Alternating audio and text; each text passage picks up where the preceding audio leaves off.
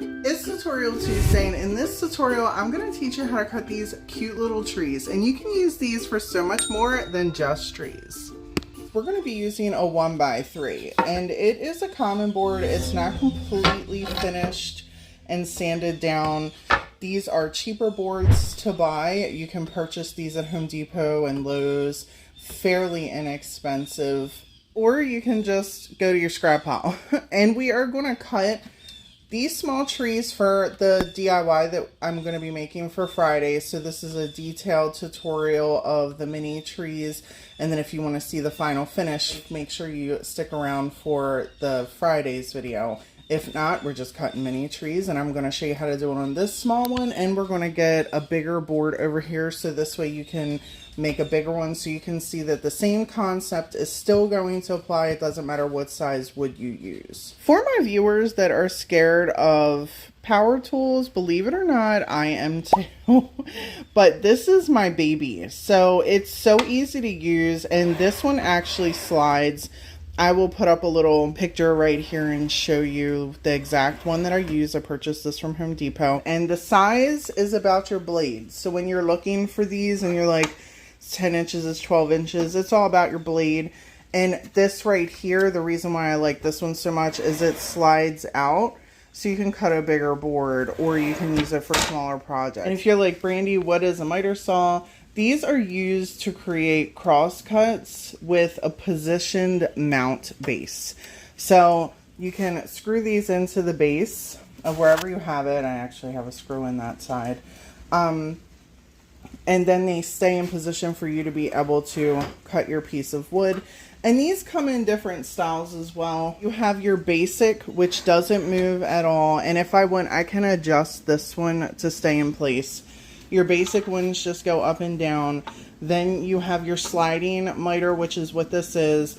And then you also have your compound miter, which that sucker is like boom, boom, boom, boom, boom. And that was out of my budget. But believe it or not, my dad actually purchased this for me for a birthday present a couple years ago when I started YouTube to support me, because that's my daddy. Anyhow, so moving on, you're going to need one of these to cut your trees. I mean, unless you want, you're welcome to use one of them hand joints. Godspeed.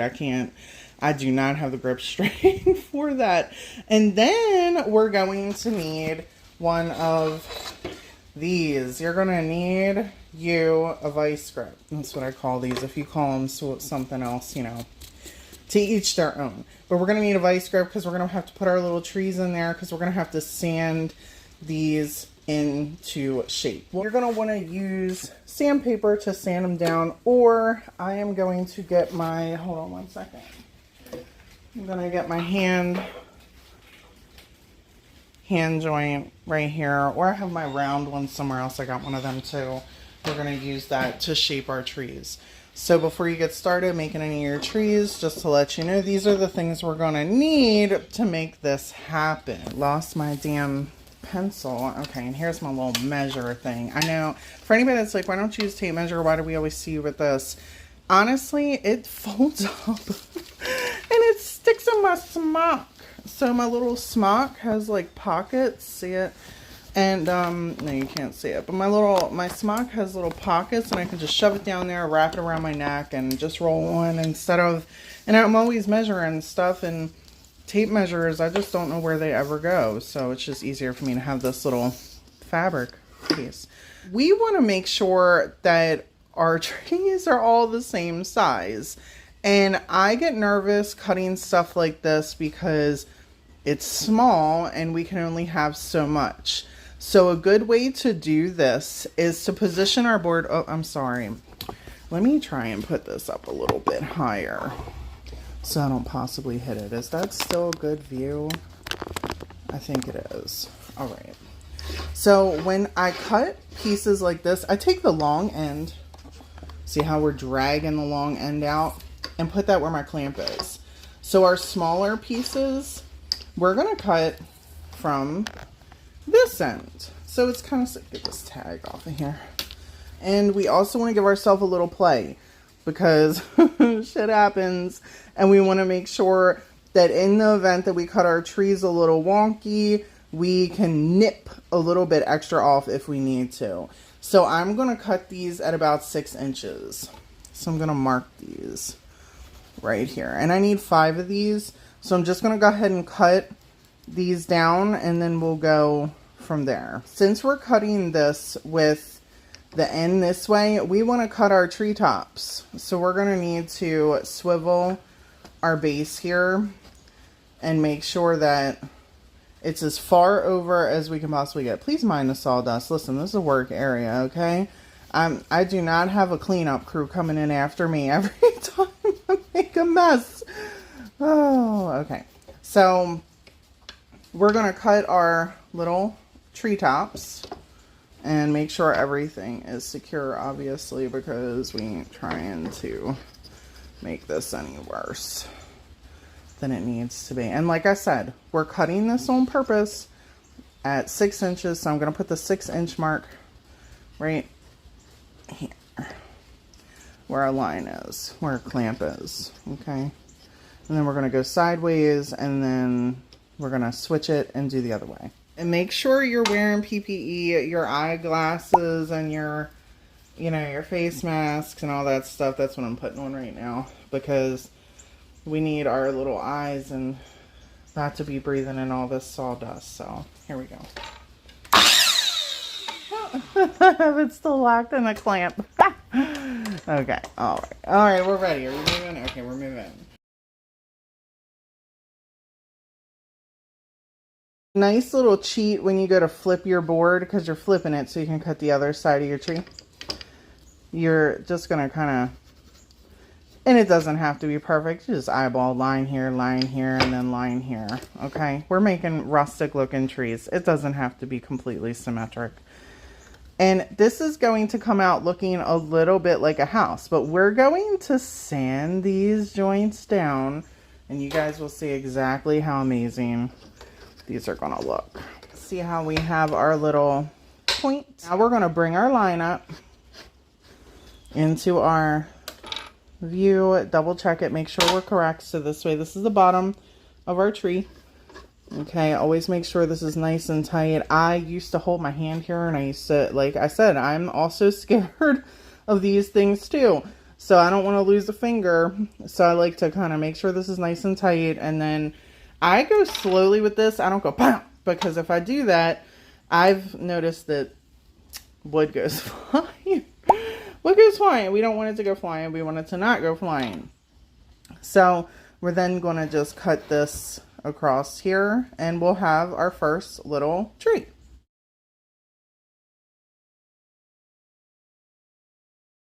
And if you don't want a tree, look what it looks like. It's a cute little house, right? Super cute, super cute. We're now going to round our trees. We're going to nip this off as we are sanding. And you can make these as long. Again, it doesn't have to be perfect. Unless you're doing a very modern piece, those pieces tend to need to be more perfect. And we're going to, on this one, we're going to round off our bottom. So these are going to be a little bit, and this is where our grip, our vise comes in at. We're going to open this joint up. And let's just start with the easy part, which is just rounding these little suckers off. And I'm actually going to get my sandpaper thing plugged in. Be right back. I'm going to mute all this audio because this is going to be loud. Let me back this up. I'm going to mute all this audio. So I know you guys like to hear me talk, but I'm probably going to just put some music on here for y'all so you can just watch me do this, okay?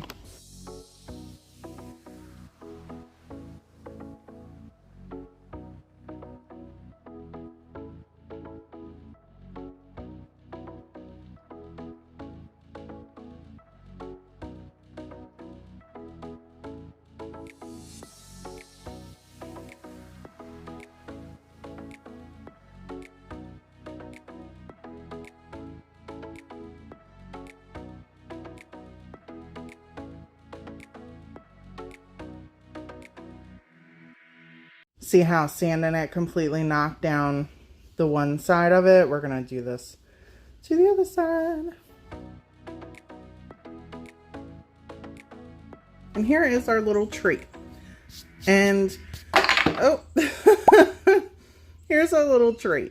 And you can, if you want to leave the bottom of this square, and if you want to cut it more, these tend to look very rustic the smaller they are. And I always recommend, especially if you're going to paint on these, do a higher grit to sand them down, because this is basically my finished product, right? So I'm going to take 800 grit, okay? And I'm just going to go over it.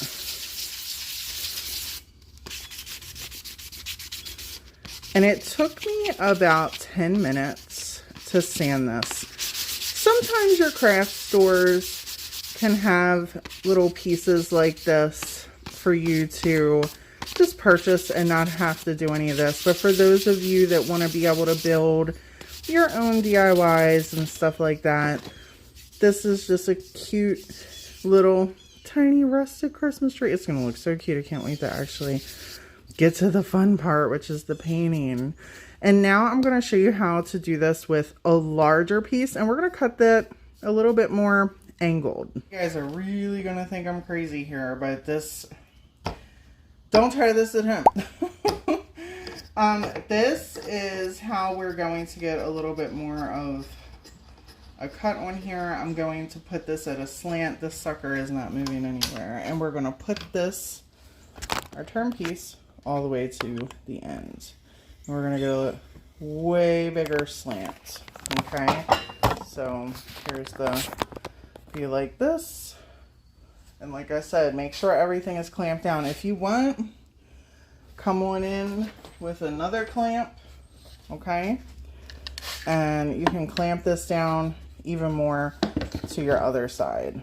Okay, so you got a clamp here, clamp there. Oh, I unplugged it. All right, we're good to go.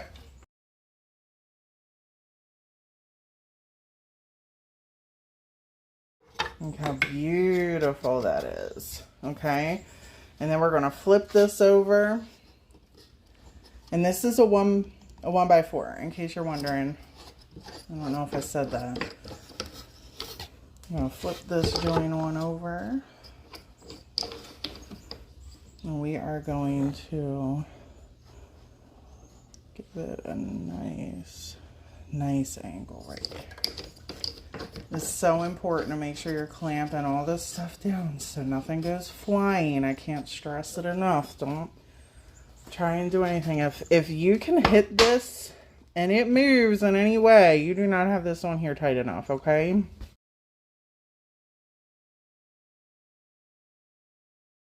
We're going to put this back to the center,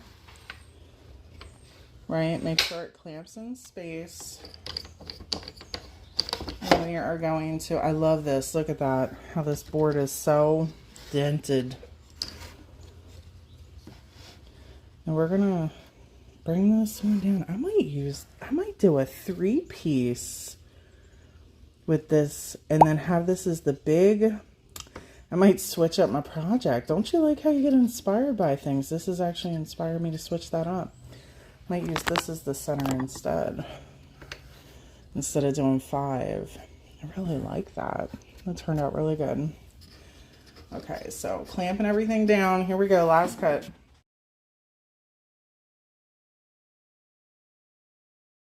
Look at our little guy. Okay, now we're gonna sand him up.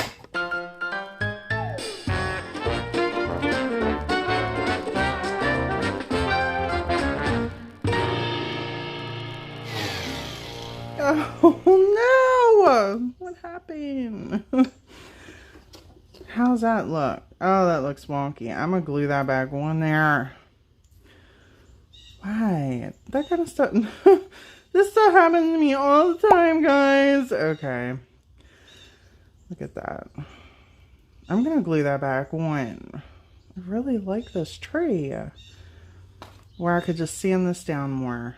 I don't know. Listen, sometimes you got to wing it. We're going to sand this down more, I think, and then we'll just make it more up and down.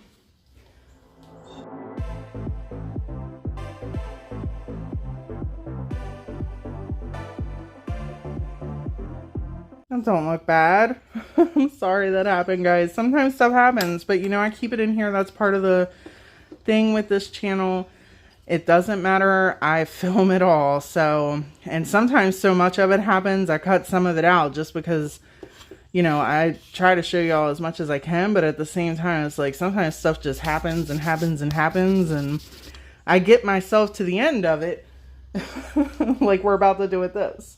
So let's get this other side knocked off. Here are our two trees. Now, what I also think is cool about this, these could be candy corns, these could be little houses, these could be gnomes. You could take this idea to create these trees. Super simple. Takes a little bit of elbow grease with the sanding. I mean, you're looking at, you cut it and then the sanding probably takes about 10 minutes on each piece just to shape it. You can shape these how much you want. If you want these more narrow, you know, then do that. I wanted these to be different. I was going to do 5, but I think my little decor piece will look cute with 2 and then this one in the back. So stick around for the reveal. Let me know what you guys thought of this little tutorial. If you plan on making some little wood trees for your DIYs. And if you want to see how I decorated these, stick around for Friday's video because I will be painting and putting this all together in the DIY you're about to see. Hold up.